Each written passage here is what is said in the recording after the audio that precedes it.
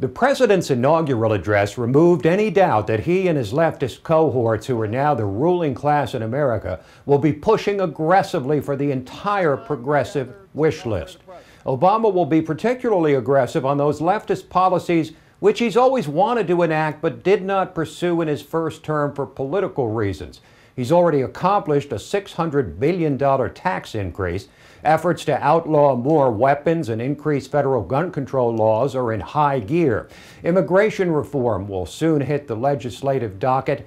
And then there's the issue the president elevated to newfound prominence in his speech: climate change.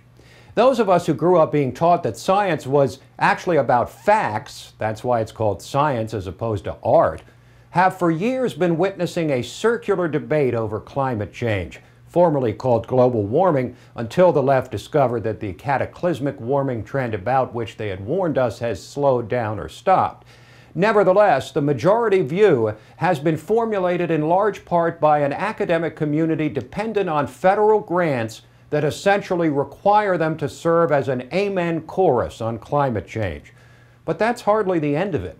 While the environmental extremists continue pushing their political science, they also continue trying to shut down debate by demonizing those who dare to disagree.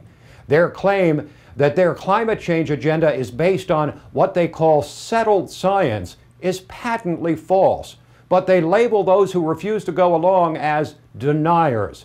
The parallel to those who denied the Holocaust is unmistakable and shameful. Now, most of us are incapable of understanding the breadth of science regarding the environment, and thus we're unable to evaluate this debate properly with pure science rather than junk science. So what we should do is what we do anytime we're purchasing goods, services, or information about which we know little. Consider the source, or more specifically, the history and track record of that source.